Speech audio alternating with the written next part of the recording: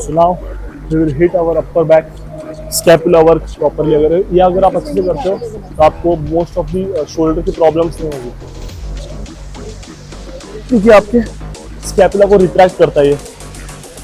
तो इसमें आपको करना है कि रिट्रैक्ट करना है प्रॉपरली, प्रोट्रैक्ट करना है, चेस्ट को अप करना है और शोल्डर्स को रिट्रैक्ट करने यूज करना है।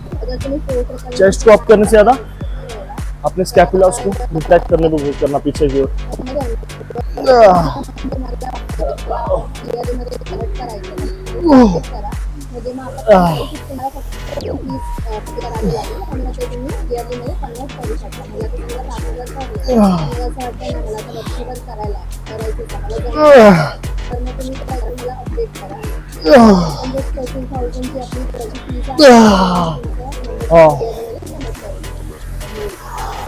So when you are doing this kind of exercises, focus on more muscle contraction और कंसंट्रेशन प्रॉपर होना चाहिए आपका मसल का।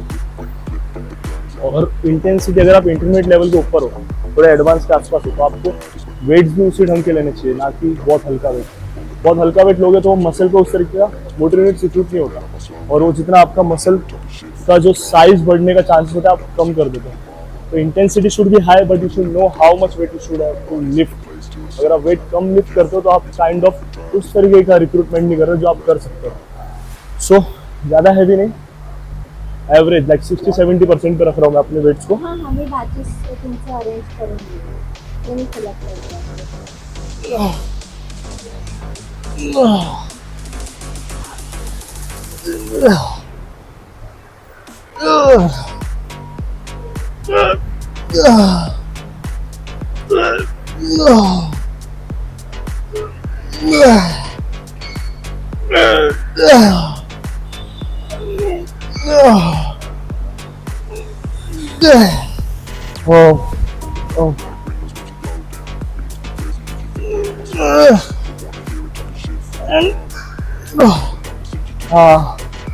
Now it's getting hard. I can feel my upper back muscles, thoracic muscles.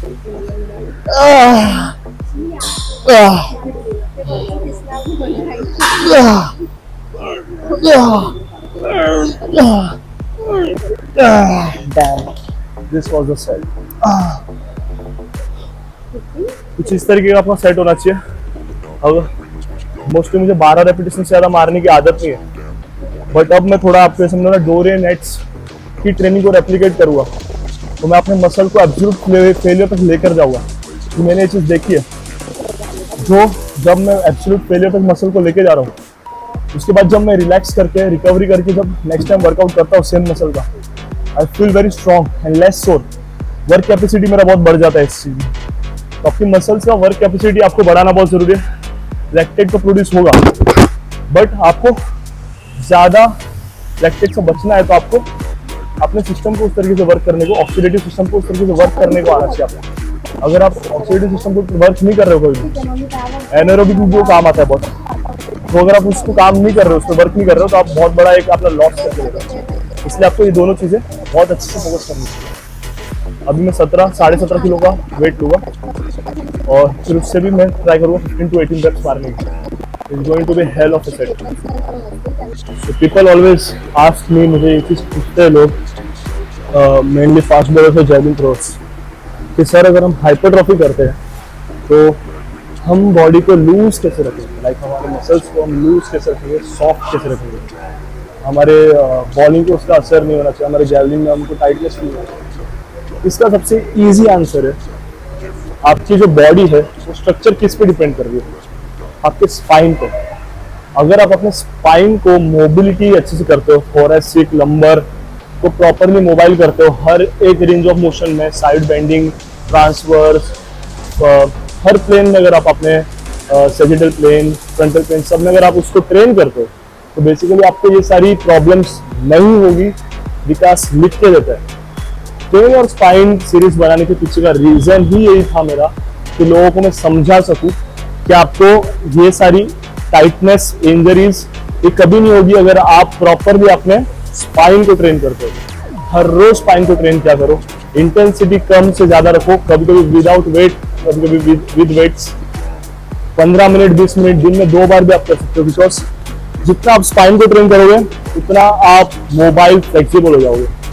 ये सबसे easy इलाज दिया है मैंने, स्पाइन को ट्रेन करो। चलो अभी सेट्स मारते हैं अपना। 17 किलो 17.5 किलो।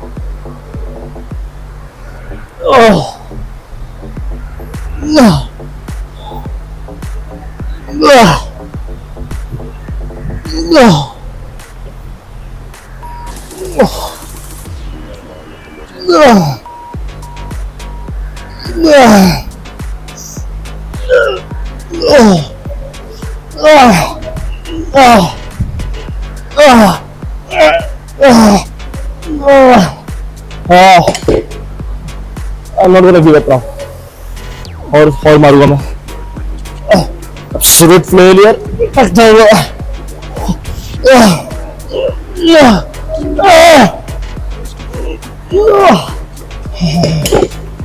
Damn.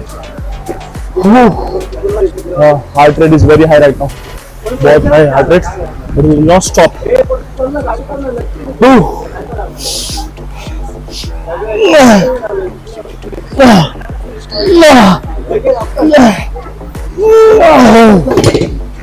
Done.